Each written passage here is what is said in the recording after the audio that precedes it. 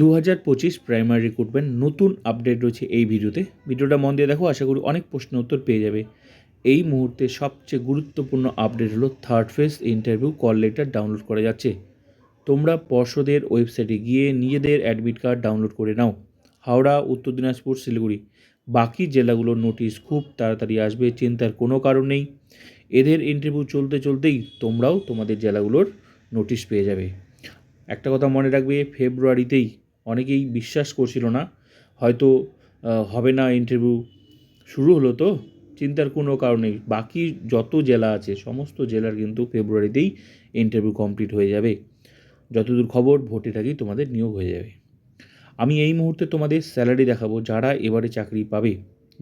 Actually তো তোমরা 2026 join করবে। জয়েন করার পর, স্কুলে জয়েন করার পর প্রথম মাসের স্যালারি তোমার কত হবে, কী পারপাসে, আশা করি এই স্যালারিটা দেখলে তোমার ইন্টারভিউ দিতে সাহায্য করবে, একটা শক্তি পাবে যে না, আমাকে চাকরিটা নিতেই হবে। তো স্যালারিটা দেখে নাও, চাকরি তোমাকে নিতেই হবে।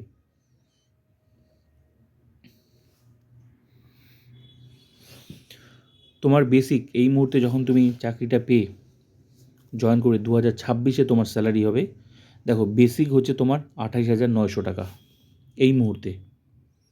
ডিএ বাড়বে, কিছুদিনের মধ্যে ডিও বাড়বে, তো এখন যা আছে সেটাই তুমি হিসাব করো, তখন তুমি আরও বেশি বেতন পাবে।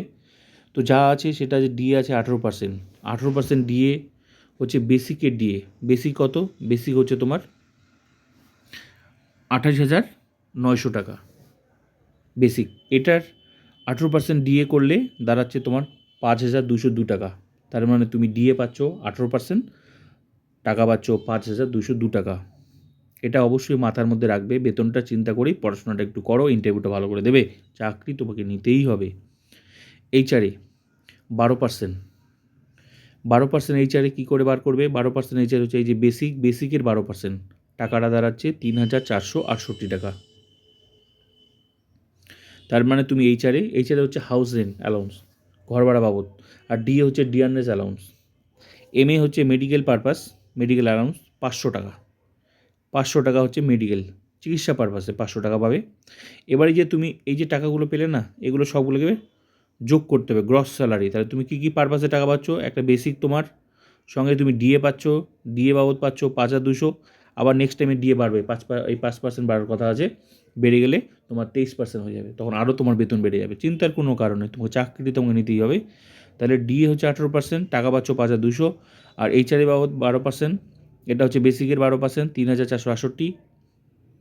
আর নেক্সট পাচ্ছ এমএ মানে মেডিকেল অ্যালাউন্স 500 টাকা। টোটাল দাঁড়াচ্ছে গ্রস স্যালারি সব কিছু মিলে, এগুলো এই যেগুলো সব মিলে যেগুলো বললাম, এগুলো সব কিছু মিলে যোগ করলে দাঁড়াচ্ছে 38,070 টাকা। এবার এর মধ্যে কিছুটা ব্যাংক কেটে নেবে, সার্ভিস চার্জ আর কি, পিট্যাক্স কত? মাত্র 150 টাকা কাটবে।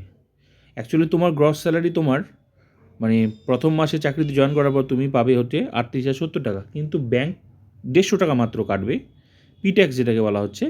হাতে তুমি পাবে 37,920 টাকা প্রথম মাসের স্যালারি। আশা করি এই কথাটা চিন্তা করে যে চাকরিটা তোমাকে নিতেই হবে, শুধু ইন্টারভিউটা একটু ভালো করে দেয়, এখন থেকে ভালো করে প্রিপারেশন নাও, বাকি জেলা থেকে শুরু করে।